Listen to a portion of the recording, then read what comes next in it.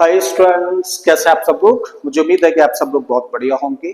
तो इसी उम्मीद के साथ में आप लोगों का स्वागत है आपके अपने चैनल फोकस क्लासेस पर। मेरा नाम दीपक प्रजोरिया है और आज के इस पूरे लेक्चर में हम लोग बात करेंगे 9th क्लास के चैप्टर सर्कल्स की एक्सरसाइज 9.3 से क्वेश्चन नंबर 4 की। छोटा सा क्वेश्चन है लेकिन यकीन करिए बहुत इंपॉर्टेंट है, बहुत पूछा जाता है एग्जाम में। ठीक है, तो चलिए आ जाते हैं क्वेश्चन पर, देखते हैं क्या दिया है और फाइनली हम लोगों को करना क्या है।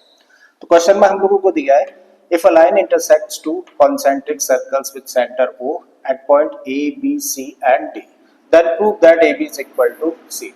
तो क्वेश्चन में देखिए हम लोगों को बोला है कि अगर कोई भी एक लाइन दो कॉन्सेंट्रिक सर्कल्स को इंटरसेक्ट करे 4 पॉइंट्स पे, जो कि क्या क्या है A, B, C और D है, तो फिर ऐसे में हमें प्रूव करना है कि ए बी किसके बराबर होगा, सी डी के बराबर होगा। इस बात को थोड़ा सा फिगर से हम लोग समझें।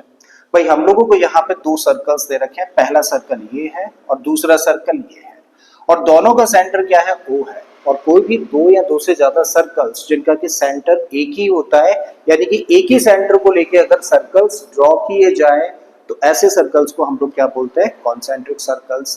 तो यहाँ पे दोनों सर्कल्स कैसे हैं, कॉन्सेंट्रिक सर्कल्स हैं। और क्यों है, क्योंकि दोनों का सेंटर क्या है, ओ है।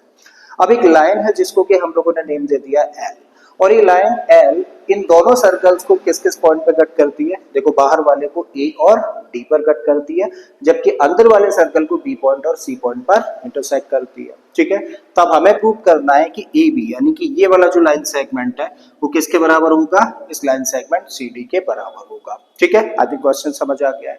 अब क्वेश्चन समझ आ गया तो इसको करना शुरू करते हैं भाई, और करना एक छोटे से कंस्ट्रक्शन के साथ में।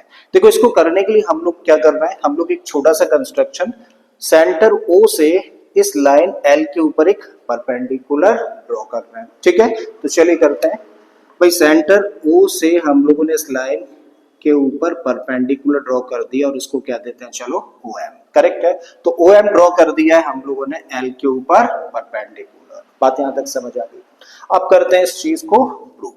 भाई प्रूव करना है तो एक छोटी सी चीज फिर से आप लोगों को याद दिलाना चाहूंगा। हम लोग जानते हैं कि सेंटर से अगर किसी भी कॉर्ड के ऊपर हम लोग एक परपेंडिकुलर ड्रॉ करते हैं तो वो क्या परपेंडिकुलर क्या करता है, उस कॉर्ड के दो बराबर के हिस्से कर देता है, मतलब बाइसेक्ट कर देता है। ठीक है, ऐसा हम लोगों ने थ्योरम में पढ़ा है।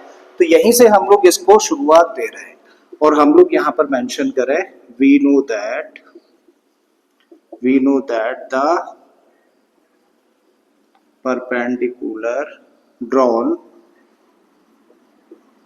from the center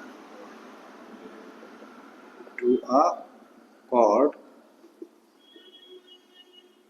bisects it। bisects का मतलब, bisects it का मतलब है कॉर्ड को बाइसेक्ट कर देता है। ठीक है, अब इस बात को जरा डिटेल में समझे तो भाई हम लोग, ये परपेंडिकुलर है और पहले हम लोग बात कर रहे हैं इस बड़े सर्कल के बारे में। और इस बड़े सर्कल के लिए देखिए जिसको भी हम लोगों ने मार्क किया है, ओवरलाइन किया है, वो अपने आप में क्या है, कॉर्ड। नाम क्या है इसका, एडी। तो एडी बड़े सर्कल की कॉर्ड है ना। और इस बड़े सर्कल की कॉर्ड के ऊपर सेंटर से एक परपेंडिकुलर हम लोगों ने ड्रॉ किया है। तो एज पर थ्योरम ये परपेंडिकुलर इस कॉर्ड के दो बराबर के हिस्से कर देगा, मतलब बाइसेक्ट कर देगा।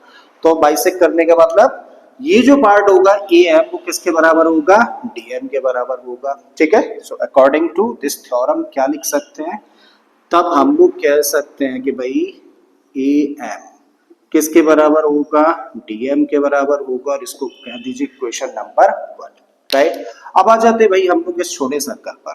जब हम लोग इस छोटे सर्कल की बात करें तो इस छोटे सर्कल के लिए देखिए सिर्फ इतना वाला पार्ट, इस पूरी लाइन का सिर्फ ये हिस्सा देखिए, क्या नाम है इसका, बीसी। तो बीसी अपने आप में क्या है, कॉर्ड है। किस सर्कल की, छोटे वाले सर्कल की। और इस सर्कल की कॉर्ड के ऊपर सेंटर से परपेंडिकुलर ड्रॉ किया गया है।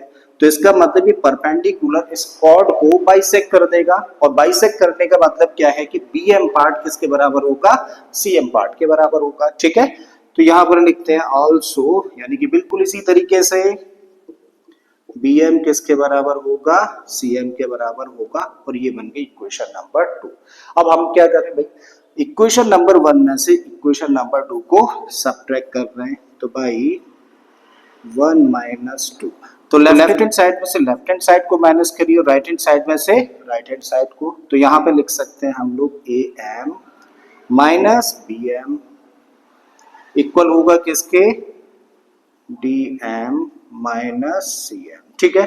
और am में से अगर bm को माइनस कर दें, देखो am है ये वाला पार्ट और bm है ये वाला पार्ट, अगर इस पूरे पार्ट में से इसको कट कर दिया जाए तो क्या बचेगा, देखो ये वाला पार्ट बचेगा ना, तो इसकी जगह पे क्या लिख सकते हैं हम लोग, ab। बिल्कुल ऐसे ही यहाँ पे कह रहे हैं कि dm का मतलब ये पार्ट और इसमें से हम लोग माइनस कर रहे हैं cm यानी कि इस पार्ट को, तो जब इस पूरे पार्ट में से पार्ट कट कर दिया जाएगा तो सिर्फ क्या रह जाएगा यहाँ पर, ये वाला पार्ट यानी कि cd।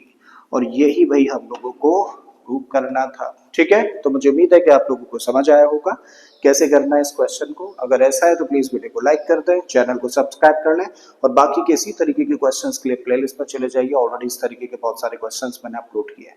मैं फिर से आता हूँ एक और इसी तरीके के क्वेश्चन के साथ में। Till then keep learning and thank you for watching this video.